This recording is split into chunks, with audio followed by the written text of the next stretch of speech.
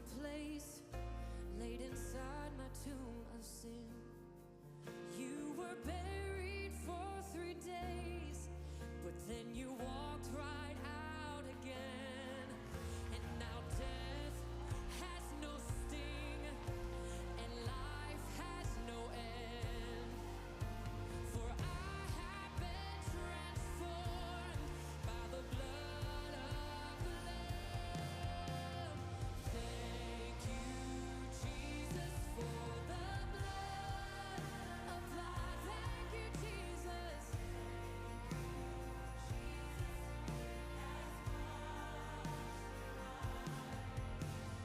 Thank you, Jesus. You have saved my life, brought me from the darkness into glorious light. There is nothing stronger than the wonder-working power of the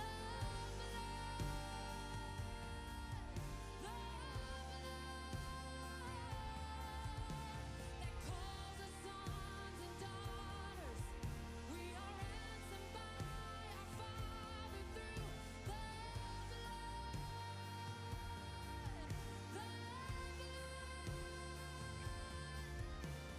There is nothing stronger of the wonder-working power of the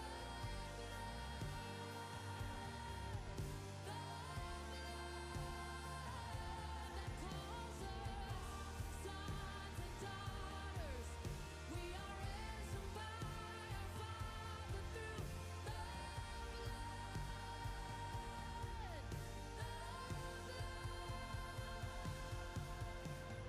Thank you, Jesus, for the blood applied.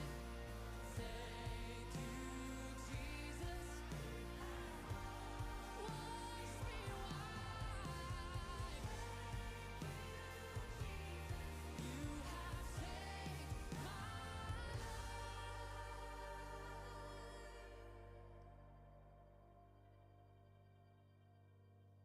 Brought me from the darkness into glorious light.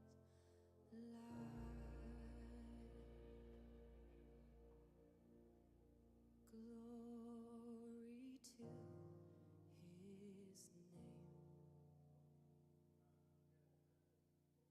Glory to his name. Is this thing on? Hey, it is. Hey, good morning, everybody. And if you can hear me, if you're in the fellowship center while you get your coffee, if you want to kind of wander in here, if you're interested, please do so in the next few minutes.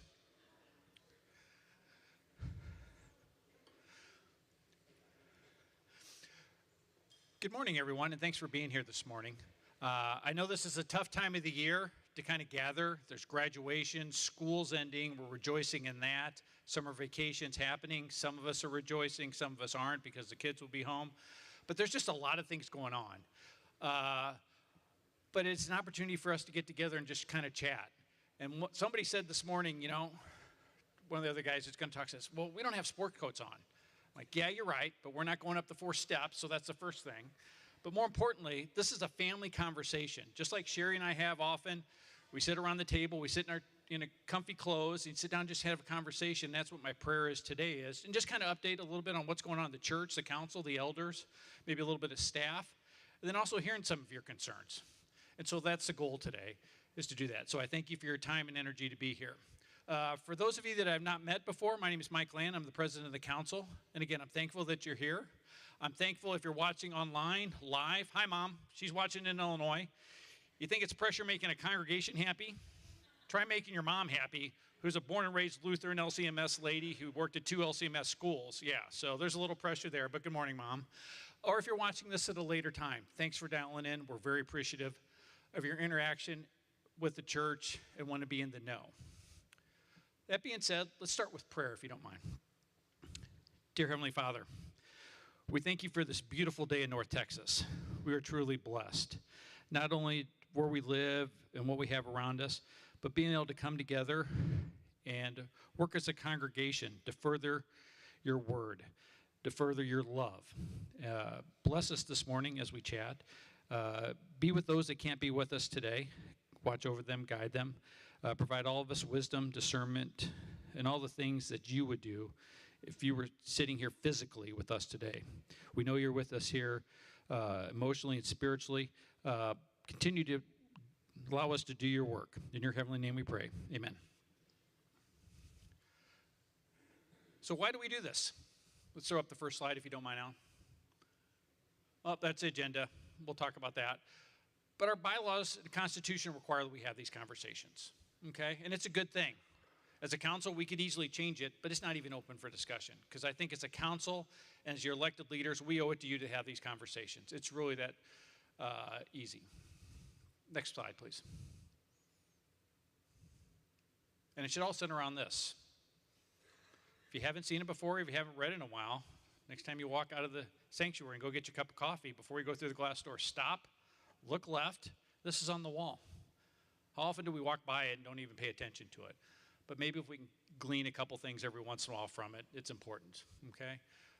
Today, hopefully, we'll find some way to have fun and be humble servants and be grace-centered. And more importantly, we're going to be the church as we make disciples of all nations. Next slide, split down.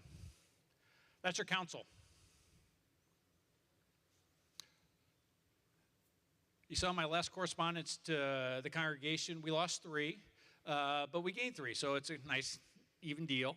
Al Johnson moved up to vice president when Jordan left the council. Terry Killian also joined us, and Matthew Ringman also joined us as well. And Tim Spott also, you'll meet him this morning. He's going to talk a little bit of money, everybody's favorite subject when it comes to the church. Jumped in as treasurer. So that's your council. Slide. Can you guys read this okay? Then I got to ask you to leave. We're done. I know it's an eye test. One of the things I've talked about for the last couple years is being transparent with each and every one of you. And there's some things as a council, quite frankly, I've told you, we're terrible at. But I promised we'd get better. And we are. And part of that is kind of doing this, I call it a self-inspection checklist as a council. And it's required by our bylaws and our policies that we do so. And so we've started doing that. And so once a quarter as a council, we grade ourselves. And I'm a simple guy. If you haven't figured that out of me, I'm a very simple person. Green means yes or go. Yellow, red means you're not so good or stop. And so that's what we use as that stoplight chart. You'll see right now we're divided everything into quarters. And next quarter we'll do another group of these. But these are the things we did last quarter. And we're green for everything except those things in yellow. And though you can't read them, I'll summarize it. It's because we weren't doing the things that we said we were going to do previously. But now by doing this and doing these checklists amongst ourselves and grading ourselves, we're going to be in compliance by the end of the year. That's my promise to you that we'll be in compliance as a council. And so that's why they're yellow. So we're working on them. We're not in compliance because we're trying to fix them right now. But again, things that we're talking about money-wise, council-wise, I pledge transparency to you, and that's my goal. And so this slide kind of summarizes it real quick. If anybody has questions about this later on, I'm happy to answer them. Next one, please, Alan. Facility use. We've been blessed with a great facility. Some people would say, it's got some challenges, but find a church home that doesn't, because I want to join that one. But we have the opportunity to let people come in and use our facilities, and while they're here, hopefully learn about Jesus. But that comes at a challenge to the staff and a lot of different things. So we're kind of looking at that again, trying to figure out what's the most optimal way to do it. Okay, this building was designed to be a car dealership. I think everybody knows that, and that's okay. But if you come in here, and I'm picking randomly, on a Wednesday night, so if you meet here Wednesday night, I apologize, and you want to be in room 304, and again, if you come in here Wednesday night, 304, I have no idea. But sometimes to fire up that one room for you in July to have air conditioning in there requires the biggest air conditioner we got. And for you to be in here in an hour, to say this bluntly and politely, costs the church a lot of energy. It really adds to our HVAC bill. And we're trying to get our arms around that. And again, we want you to come here, but we're probably in the conversation going to say, hey, great, I got it. You want room 304. But you know what? There's nobody going to be downstairs in the fellowship center. Would you mind meeting down there? Because it's more energy efficient for us.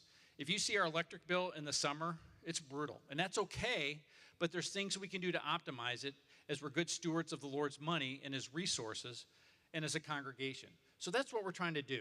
And we're trying to just figure out those things. Terry Killian's kind of leading that endeavor, working with Pastor Micah, Tommy, and the rest of the staff. We'll have more for you in the coming weeks, probably.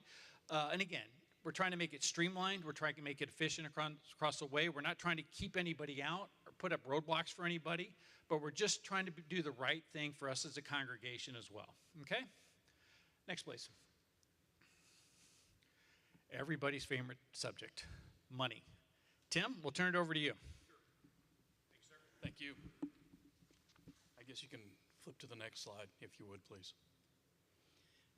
Just wanted to bring everybody up to date on the cash position of Prince of Peace, and frankly, we're in a good position. You can see up here that we have a total of a little over $3.2 million for cash available. Operations right now, we've got basically $850,000 for the operations of the building. We've got an emergency fund of $250,000, unrestricted funds of about $1.4 million, and restricted funds of just under $500,000, and then a reserve account for maintenance and capital of about $206,000. Now, over the course of probably the next 60 days, we're going to be moving some of those funds around. If the $843,000 in operations is, in talking to Tommy, is more than he needs in that account. So we'll probably be moving some of that money, in all likelihood, into some reserves. So we're ready if we have any problems going forward, whether it be whatever the issue is, HVAC or whatever else. But the bottom line, the $3.2 million won't change. You'll just probably see them in a different area going forward. Go ahead and hit the next slide. For the first quarter of the year, frankly, the numbers are very good, and I thank all of you because giving exceeded what we had budgeted for giving by almost $50,000, and I thank you all for that. We're very appreciative of that. It helps us run this facility, and it's very important, and we're very grateful for that. And I'm also very grateful to staff, because if you look down on the expense side, they're under budget for the first quarter as well. And I'm focusing on the outside, on the year-to-date numbers.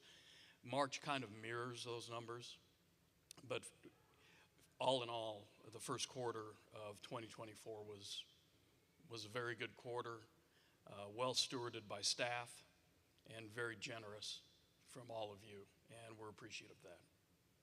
And if you have any questions other than that.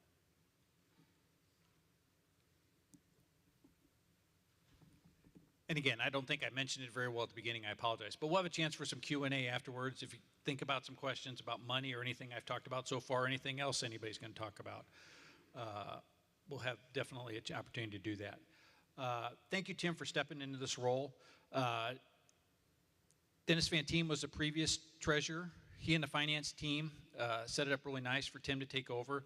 But that's because of everybody here in this room today, in this building today, those watching online, because of your generosity to the church, like he alluded to. That can't be overstated.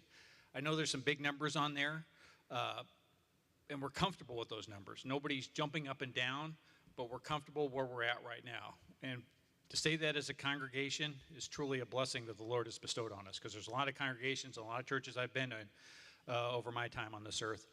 They can't say that with any sort of level of consistency or confidence. So I appreciate everything that you're doing.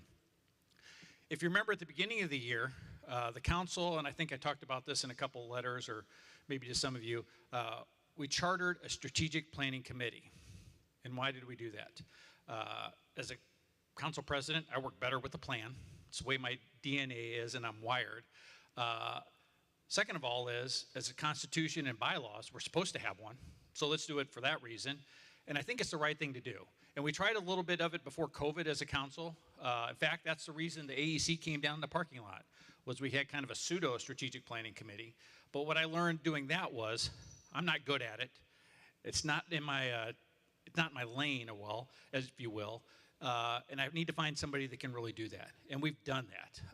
Thankfully, Ron Peterson stepped up and is leading that committee, and he's got a great group of people. And so he's going to spend a little bit of time talking to you this morning about it, because we've interacted with you with the surveys.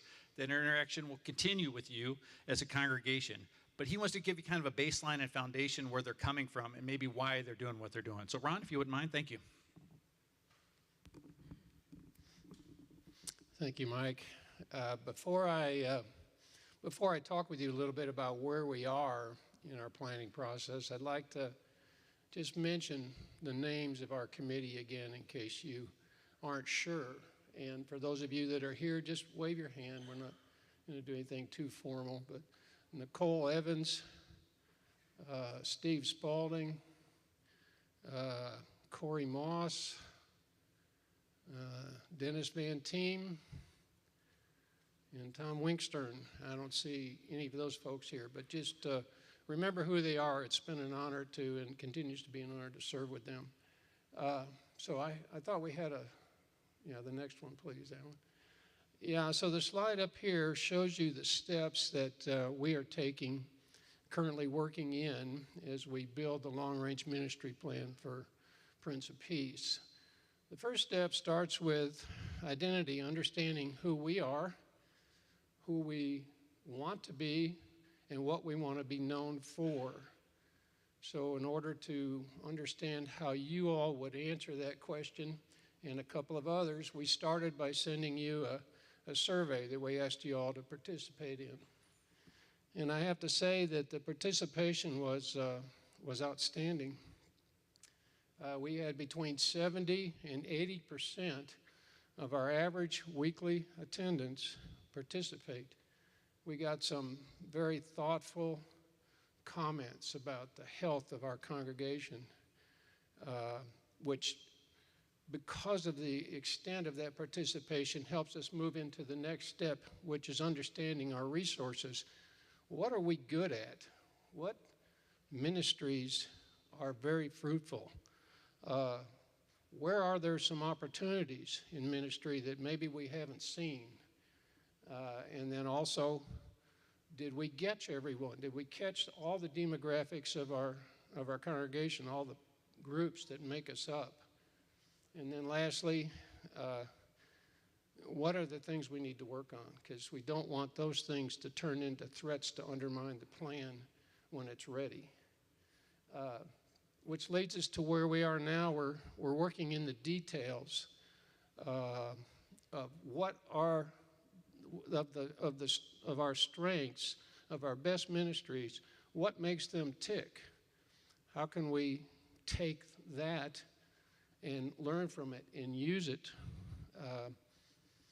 And also to make sure that in any groups that we've missed, that we have some conversations with those ministry leaders and or staff members to make sure we understand the full extent of who we want to be and where we want to be. And also at this stage, we would begin to list goals, objectives, and goals around those objectives, which helps us and leads us to the following step, which is writing the plan. This plan will be written along a timeline of 3 years to 10 years, and we will be identifying goals that are reasonable, that are achievable, manageable, that will lead us to where we want to be. When this plan is finished, I think we can think of that as an invitation to all of us towards participation, and I'll explain that in a minute. Because the final step is implementation, turning this plan into action. This plan is not about sitting in a drawer somewhere. It's built on doing things. One other aspect I can share with you about the survey is that 90% of you, 90% that filled out the survey raised their hand and said, I want to volunteer. I'm either currently involved or I want to be a participant in this plan when it's ready. That tells me that we are currently an engaged congregation, and also one that wants to be engaged when this plan is ready. We want to participate. We want to use our strengths and our gifts in a way that allows the action around a particular goal to move forward. So when the council and the elders, in collaboration with Micah, determine that it's time to start the action around a particular goal, that we have 90% of us that have said, look for me. Wherever my gifts line up, I want to be useful. That's just very, very encouraging and something very, very important, because we can't expect Micah and his staff to do the work. They can lead us, they can direct us, but we've got to be involved. And what this survey said is that that's what you want to be. So we're thankful for that. And then once we get the plan moving, once we're started, we need to be able to monitor its effectiveness. So I don't know whether that would be made up of remnants of this committee or whether it would be others, but there will be someone walking alongside those ministry leaders working in that particular goal to just remain alert and aware and flexible for any opportunities that might be revealed that we didn't see, that allows the plan to be a little flexible. We're not going to lose track of where we said we want to be in 10 years, but we have to be ready and flexible for any tweaks we need to make. So we're anticipating that. And then, of course, there's the accountability. How did we do? What could we have done maybe a little better, so that the next time we get to looking at our long-range plan, we have some experience to rely on. So that's kind of it in a quick nutshell. So appreciate that, and certainly we're available for questions later. Thanks again, Ron. Appreciate it. You guys are a true blessing. We're going to shift gears a little bit to the Board of Elders and Ken Tao, who's the chairman of the Board of Elders. Thanks, Ken. Thanks, Mike. Good morning.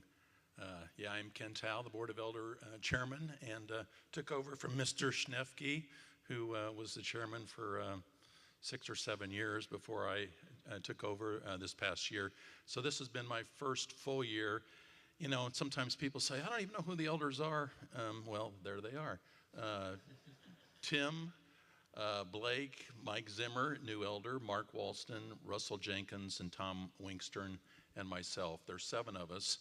We turn over half of the elders every year. So one of the things I wanted to talk about today before I get into the other charts, just might as well do it while I have the elders up here, is because we lose elders each year, and a couple of the 4 that are going off this year have already indicated that they're not going to be up for renomination. I just want to ask each of you to start thinking about maybe if you've considered it in the past, or if you know somebody. Come this summer, we're going to be looking and making nominations, and just start thinking about it now, praying about it.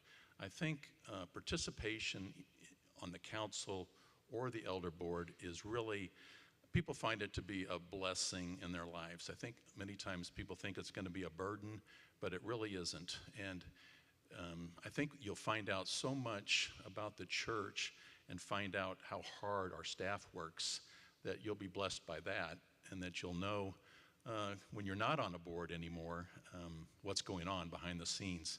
And I think that's valuable too. So I would just make that request today to start thinking about it and praying about your own participation on either the council or the elder board.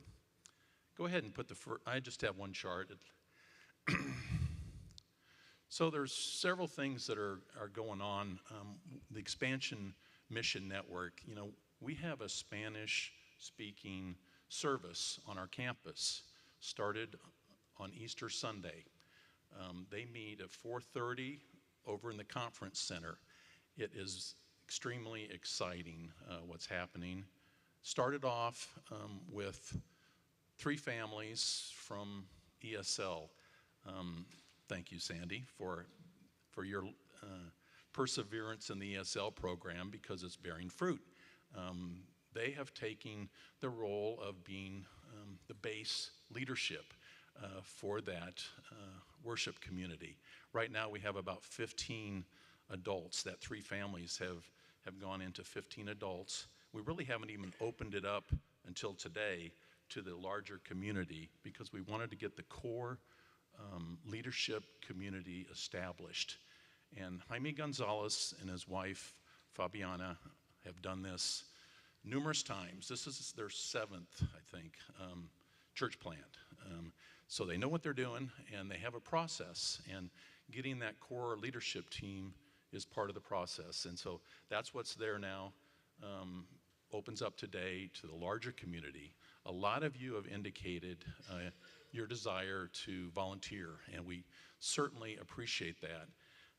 I think starting this week and going forward, specific volunteer needs are going to come out to the community.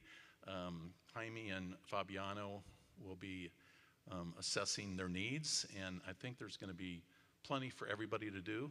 And I think if our church would just think of that as really part of us and not over in a separate building, it really is, I think, incumbent upon all of us to embrace them. We're hosting them. That's the role that we place on the church. We're the host. We're providing them facilities, but we also want to be one with them. And so I just ask any of you, if you want to consider going to any of the services, everyone is welcome. You might not understand everything that's being said, but I think you'll see the fellowship and the family-oriented worship that is taking place over there. Second thing I wanted to talk about was Pastor asked me just to mention the senior adult ministry transition. Of course, with Pastor Holdorf retiring, Pastor Micah is going to be taking over the teaching of Pastor Holdorf's Bible class, and so I think that's important to know. And then a lot of the details, the priorities, there's always change with a transition, but I think a lot of the details of that ministry are going to be brought to bear as pastor starts leading the class, and discussions happen every week. So I think that's a lot to look forward to. Change is hard. I know Pastor Holdorf has been such a consistent presence in people's lives that it's going to be hard. Everyone's going to miss his leadership, but at the same time, I think Pastor Micah is showing the importance he puts on that ministry and is going to be leading that Bible study. So go next item. Elder Policy Manual. Okay. Mike talked a little bit. He's got a red, yellow, green chart. He's more transparent than the Board of Elders, I guess, because ours would be mostly red, some yellow, a few green. 7 or 8 years ago, we took on policy-based governance. It's just a way of managing the church. I think it's an effective way. And basically, we have policy manuals, and they're important. They help us set guidelines and expectations. It's outcome-based. The front of the manual, the very first section, talks about what our goals are, our objectives. And for instance, when the strategic plan is completed and we have agreement on that, we'll be going into our policy manuals and updating it for those parts of the strategic plan that we all agree are new outcomes that we want to achieve. So that's important to know. Anyway, the Board of Elders is just working hard. We're updating policies. We're trying to make this as accurate a policy manual, and we want to do the right thing. The policy manual really is meant to help Pastor Micah. It's to set guidelines. It's to give him just an outline of the expectations, and the details in it, I think, are really helpful and powerful in making his job managing the church business easier. So next chart, or go back to the chart if you would. Yeah, the last thing, and just reiterate the Board of Elder annual elections. Just ask you again to consider your participation in the board. Some of the things the board does are behind the scenes. There's a lot of thought going on with the Board of Elders, and we're trying to do things methodically and that are really going to help our church follow the doctrine of the Lutheran Church Missouri Synod, and that's important, I think, to all of us. So that part of the job is kind of invisible to a lot of people, but it's something that's critical to, I think, our success as a church. So that's all I have, Mike, if you want. Thanks, Ken. Appreciate it. We're going to kind of leave the walls of the church here for a second, but still stay on the property. And Dr. Lowe is going to kind of give a quick update and synopsis of how this year went and what he's looking forward to as a head of school for Prince of Peace Christian School next year. Thanks, Dr. Lowe. Yeah, well, thank you. Well, yeah, thank you. I appreciate Pastor Micah and Mr. Land allowing me to jump in and invade your time today. I promise I'll be brief. My name is Jeremy Lowe. If I haven't had a chance to meet you or you don't know who I am, I began serving along with my family here at the school in 2016. My lovely wife, Mandy, has been serving the church since 2016, now in her capacity overseeing Milestone Ministry and the Connect team and parent ministry as well. So we're blessed to be in this congregation with you, and our whole family loves serving here. Just two quick slides. If we could get the first one now, that'd be great.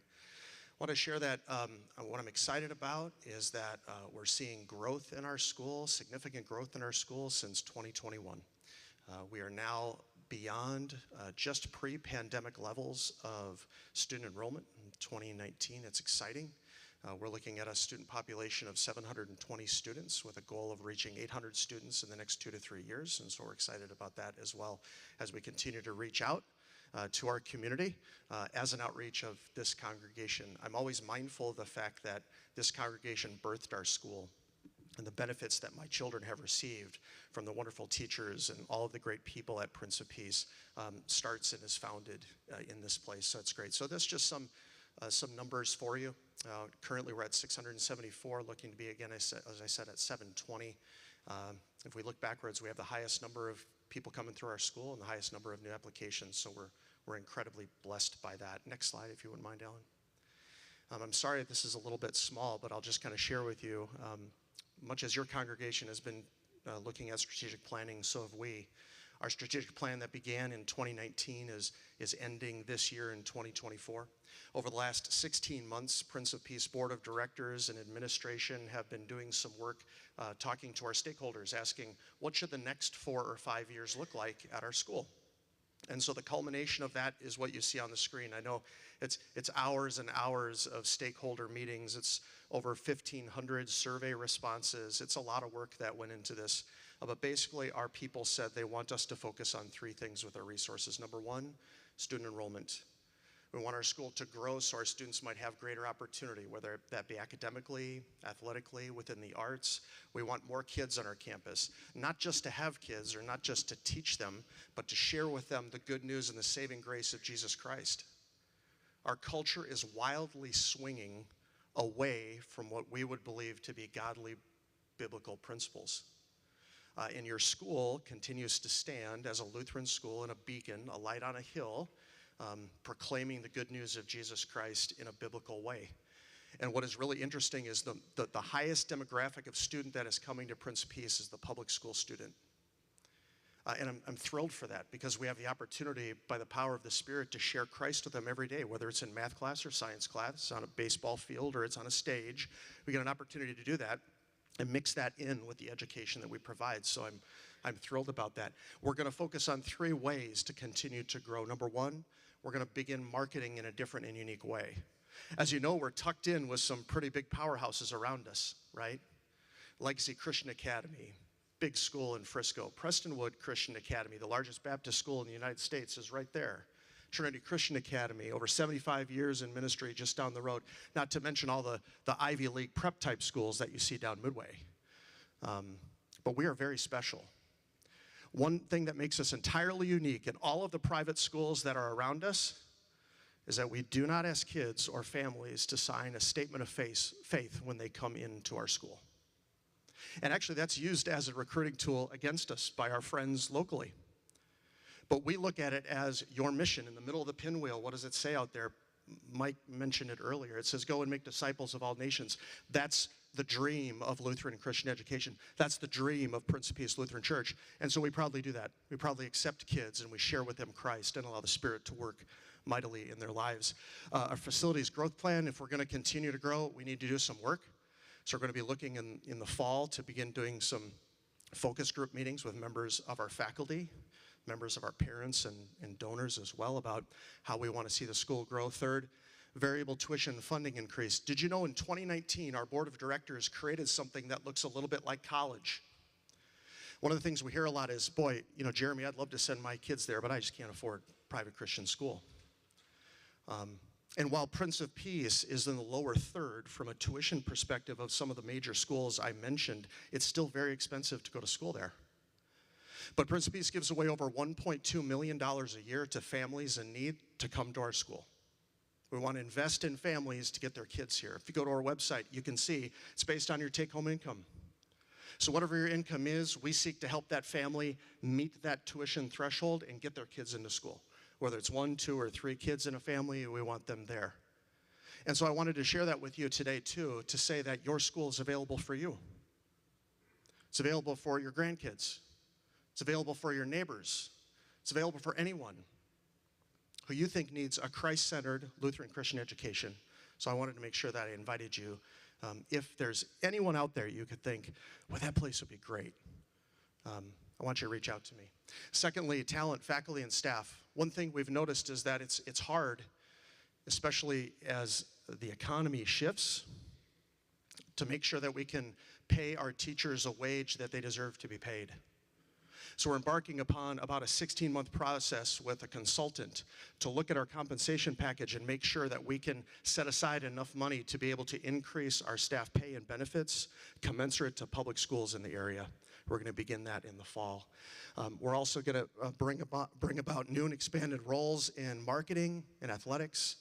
Melanie Ringman, a daughter of our congregation, serves as our curriculum director at Prince of Peace. We're going to begin to slowly expand her role in leadership. We're very excited about that. And then finally, programs. Our parents said they want you to work in athletics, and we want to expand our athletic footprint to give kids a greater opportunity to participate. The Eagle Success Center is unique to our school. It's a school that houses gifted and talented education and teaches kids with learning differences, mild to moderate differences like dyscalculia, dyslexia, all sorts of processing, maybe disorders. We're the only Christian school in our area that is putting a stake in the ground and providing education for kids who need a little bit of a different education, but an excellent one, and a college preparatory one nonetheless. We're going to begin to expand that as well. And then our Eagle Volunteer Organization, thanks to Sherry Land, Krista Bates, and a bunch of parents who came together. If you remember the horrible time that was our pandemic, remember we couldn't have parents go into schools. Do you remember that? Just drop your kid off at the door and run away. Well, we had to do that too, because the governor told us we had to. But we didn't like it because it destroyed our parent organization, so we're building it back up. And we're very excited that we're going to put more resources into getting our families back on campus so that parents feel like they have a place in our school where their kids go to school and where their kids learn. So we look forward to starting all of that good work within our next budget cycle that begins here in just a month or so. So again, I want to thank you for the opportunity to talk to you. If any of you would need anything from me or from our school, would you reach out? Would love that. In the fall, on given Sundays, I'm going to give tours of the school if anyone would like to stay after the early or late service. Just walk around for 30 minutes. If you've never seen the inside of the school or you haven't seen it in a while, I'd love to show you the ministry that you birthed and what it's doing, because I'm very proud of it. And I'm very proud of the people who work there too. So thank you very much. Mike? Thanks, Dr. Lowe. Yeah, I can't understate or overstate the importance. Look at the way that building has changed next door. All the things they've done with the smart labs, founded by our own Mr. Knotts, who worships here, Mr. Cirrus, who works here. I think it's the only ones in how many in the whole United States? Okay, so we're trendsetters is what Dr. Lowe is saying, yeah. But it's not the rule when it comes to other schools. And the athletic facilities, the changes that have happened there. How many times have you driven back there lately behind our campus and looked that they spent $500,000 on a new turf field? And people drive back there from other schools. The guy that coaches on staff there, I can't tell you how many coaches go, I had no idea this was back here. Are you kidding me? It's kind of like the church. We just need to get them here, but I would encourage you to do the same for Dr. Lowe's facilities next door. And if you want to see the inside, we can definitely make that happen. Well, that's enough of us talking. I'd like to hear from you. And if you want to get up and come to the microphone, that's great, and ask your question. If you prefer just to sit down, or maybe you just can't get up, raise your hand. I'll come to you. Not a big deal. But we'd like to offer the opportunity to ask some questions, make comments, or whatever. It's your church, not the people that have had the microphone thus far. It's church. It's our church, your church. A couple things to keep in mind. I got some panel of experts available. And I say that word experts because I'm trying to make them feel good. And yes, my name's up there too. We'll try and answer your question the best we can today. If we can't, or if you're watching online, or you have a question later, it's not a secret what my email is. It's on the website. Spammers find it regularly and keep asking me for stuff. And sometimes I mess with them. Ask me about that later. But reach out to me. I'm here usually at 10:30 service. Usually Sherry and I sit back right there. We're Lutherans. We try and sit in the same seat every week. I'm happy to answer those questions. But again, if we can't get it today, or I can't get it, the panel of experts or anybody will get those answers for you. I also realize we have another worship service, and I'm going to honor that time. So we're going to pull the power no later than 10:20 this morning, okay? So if it goes on, we'll cut it, but I'm happy to talk later or what have you, all right? Fair? Does anybody want to be the leadoff hitter? I should have known it'd be you, Walt. And I'll bring the microphone to you, buddy.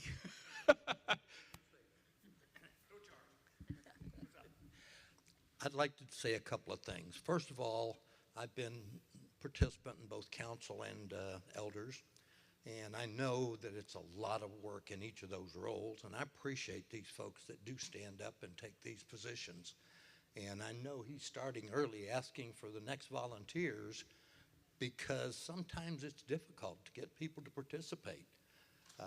Worry about it being a downer and not realizing the blessing it is, not wanting to make the commitment, but somebody has to do it if this church is going to continue to grow like we all hope for. The other next question is, if I look at all the discussions today, I hear a couple of things. Number one is we put a lot of resources in making sure we teach the gospel according to the Bible. Our elders play a big role in that.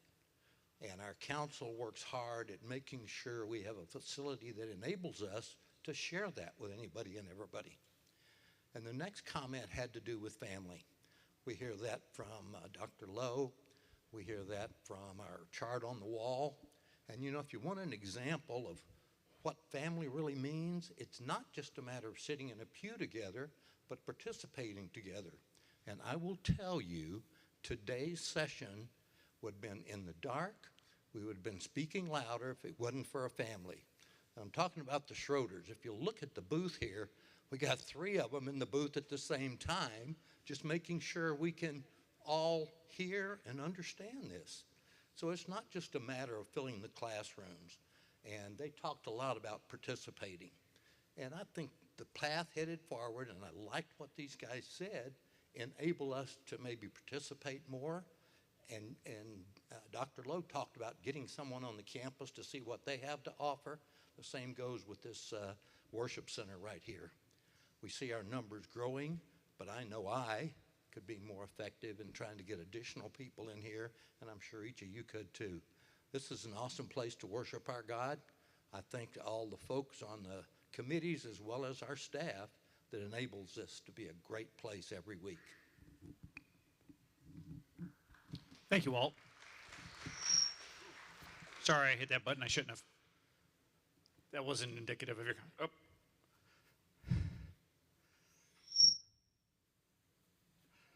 Good morning. Thank you. We got an email recently about the Mother's Day Out program. Yeah. And they're either going to reallocate resources or they're going to eliminate the program.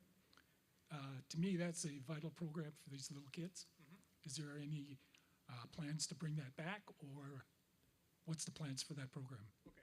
Did you hear that, Jeremiah? Because if not, You got 30 seconds to think about it while my little legs get up here, and I can regurgitate it to you. I'm going to defer to Pastor Bauer. Jeremiah, here you go. Yeah, so I am Jeremiah. I'm one of the pastors here. I'm the Connect pastor. So Pastor Micah and I have spent the last couple months really looking at our resources at the church and just what we have to use. A lot of what we do as far as staffing and our resources is we're really spread thin in all the things that we're doing. And so we were looking at what are our top priorities, kind of like what the strategic planning committee is doing. Is we wanted to look at our top priorities of number one, we want to engage people in Sunday morning education. So that's the Connect Hour. We want to put our priorities in equipping and encouraging volunteers. And we wanted to put our priority into outreach into the Prince of Peace Christian School.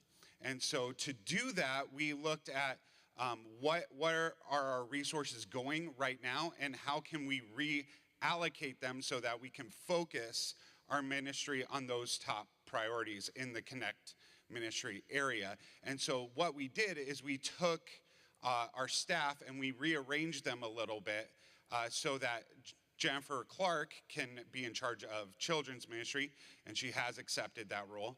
And then Jessica Janska could be in charge of youth ministry, which frees me up to do more ministry around and to be more of the pastoral role, to care for families, to walk with them. Because one of the things that we want to do is we want to focus on relationships.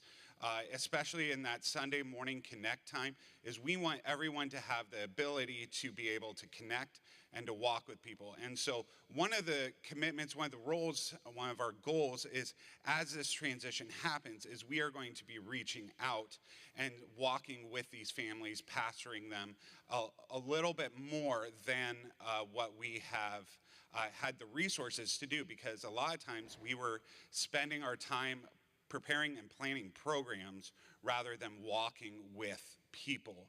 And so that's one of the things that we wanted to make sure that we have, is the resources to be able to have time to walk with people and not be really bogged down with just programming and trying to just get something out for people.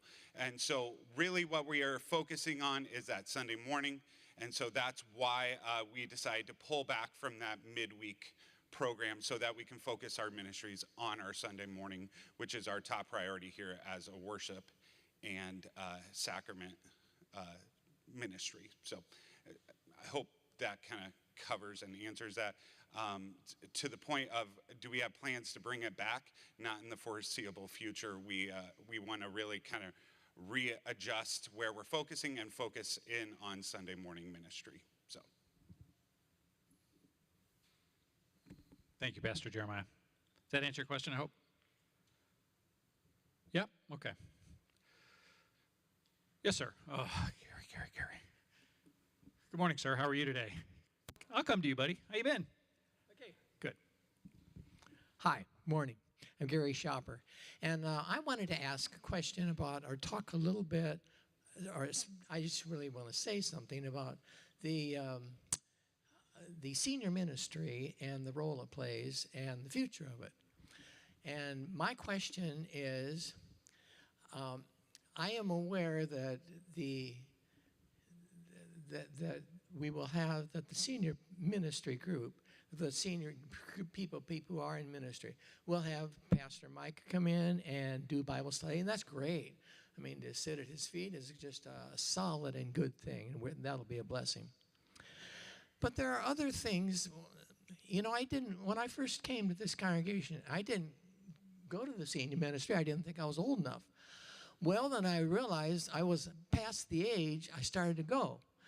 And what I found is that senior ministry, when you have somebody devoted to it, is an identity. The group ends up to be a small group, but large. It's a different phenomenon than other groups in the congregation. So I belong to a small group, and we're meeting this afternoon.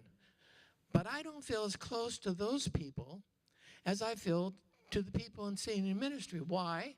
Because every Sunday I see these same people. And every Sunday we meet, and once a month we all have first Thursday in the month, all have get together and bring food, and that's a nice thing. And then there's besides identity, which becomes solid and supportive in the way that small groups are meant to become supportive and solid. There's the concept of the fact that when we are together, and we also have things that help us in retirement. Adjusting to retirement. Pastor Holdorf had one time when he said, somebody come, how do you fall? Because very often people die from falling as they age. So he had one of those, how do you fall? Then a few months back, he had health insurance. Let's talk about it. And I thought, I know all about health insurance. I don't need to go to that. Well, I went back home and did something different with my health plan. I thought, thanks, Pastor Holdorf. So senior ministry is more than a Bible class. It's an identity, and it's a resource under Pastor Holdorf. It's a resource for the movement through retirement years, and that's a blessing. And I would like to know, will any staff member be devoted to actually being part of that ministry, or how it is developed in a way that sustains some of these core values that I found to be very helpful? Thank you. Thanks, Gary. It's great. I'm not sure I can answer that question. I think, honestly, based on the plan, Pastor Micah doing that, can we take that question for task, and we'll have Pastor Micah socialize that and get that word out to answer your question? It's on video, so we can't deny it now. He's heard the question. You might even be watching now, Pastor Micah. If you are, there you go. But that's a valid question. I'm 100% with you, and we'll get back to you on that one. That's the best I think I can do, to be honest with you. I can make something up, but it's probably not worth our time. Oh, Pastor Dan says go ahead. No, thanks, bud. Oh, Gary said that, really? Richard, good morning. Yeah, I'm going to come to the mic so you don't have to walk to me, Mike. I just want to say thank you, Mike, to you guys and to Ken and to the Board of Elders and the Council for the work that you put in. I'm involved in a few things, and I know how much work goes into it. So just to emphasize, if you guys haven't served, I'd really encourage you to get involved. We need sort of new ideas as we go through this next phase. My question was more to Ron on the strategic plan. I don't know if it's too early, Ron, but do you have any timeline of when we might expect to see some initiatives or information? I know the survey came out. If there was any highlights that you'd like to share with us. And appreciate your work. Yeah, thank you. Thank you. I'm not really at a point now where we can get into sharing much detail about the results of the survey. But I can tell you, Richard and others, that we are looking to have this plan complete in December to January, that kind of time frame.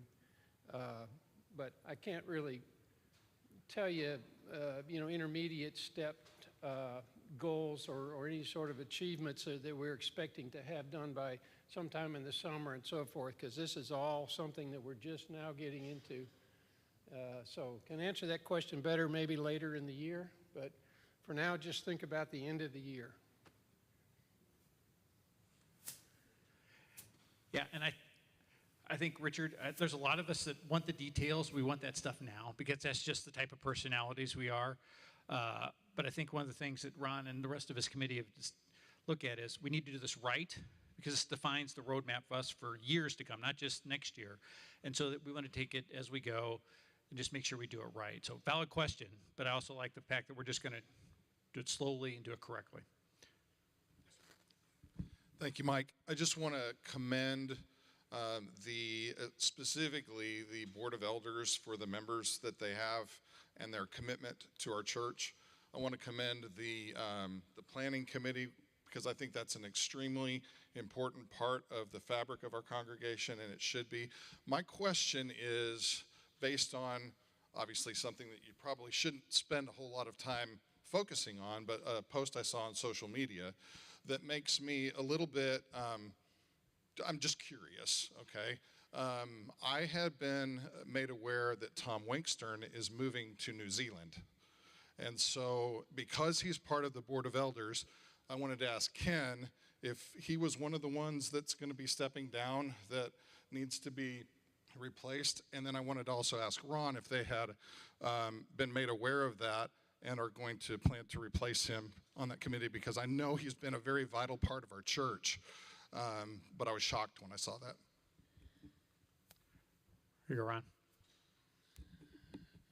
So I don't know what to say about that. We don't know anything about that. Tom is an important link, part of our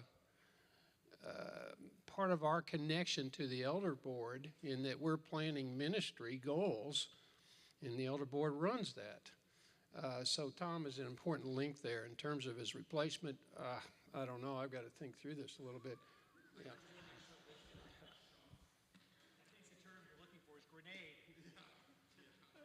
Tom is one of the elders whose term expires at the end of December, so I knew he's on a vacation to that part of the world, but I didn't hear that he was moving there, so maybe he'll share that when he gets back. Anyway. Yeah, maybe he's waiting to buy a house before he makes the announcement. Good question. Thank you, though. Anybody else? No? And that's fair. Again, I appreciate everybody's time and energy today. We've got a couple minutes left, and no, I'm not going to keep talking, other than I just want to highlight something. For the last, 40 minutes-ish, we've kind of been talking about Prince of Peace, Lutheran Church, Prince of Peace, Christian School. Dr. Lowe, I know he's around there somewhere. Oh, there you are. Our property here. We've kind of alluded to expansion in that mission, in that ministry. It's bigger than that. What we're doing here is much bigger than these, I forget how many acres, 28? That seems to ring a bell, between the two organizations. I don't know how many of you received the Reporter. It's the official paper of the LCMS. And there's a lot of stuff going on that our church is battling. And why do I say this? I know we kind of look at our own little house here, but there's bigger challenges. The cover from the latest issue, which is this month, Lutherans Give Witness to Life in Christ, walking from Union Station in St. Louis to the Arch to keep battling abortion. Yeah, when Roe versus Wade was repealed, there's still challenges going on in our world. The other article on the front page, In His Image, Two Sexes, One Humanity. God created male and female. These are the battles that our church is battling. Not just, we talk about money, we talk about our facilities and what have you. Page 4, starting the conversation, cohabitation, homosexuality, pornography, transgenderism. There's a lot of stuff going on in this world. And so as we look at, our little small church home here, there's bigger issues that we need to think about, pray about, and witness about, meaning witness the Bible and the love of Jesus to people. And so again, I'm not trying to be Debbie Downer in any way, shape, or form, but again, pray about that. There's a lot of stuff that big church at the district at Texas and then our LCMS headquarters in St. Louis, they are challenged with every day. We have our own challenges here, yes, I know it, but just remember about the big challenges. I know a lot of people that are raising kids. These conversations come up a lot. Whether you're the parent, you're the aunt and uncle, you're here teaching them in Bible study, you're the grandparent. It certainly happened over at the school with Dr. Lowe and his staff. Pray for them, ladies and gentlemen, and pray for our church, not only Prince of Peace, but the LCMS and the Christian body as a whole. Because that's the most important thing and the best thing that we can do, and just turn it over to our Lord to keep us going the right direction, the right way every day. Oh, yeah, we have a phone-in question.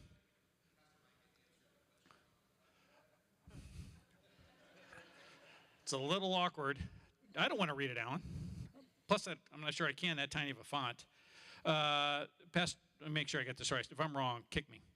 Pastor Miller says, there is no identified staff person to champion senior adult ministry. That topic will be a consideration in the future.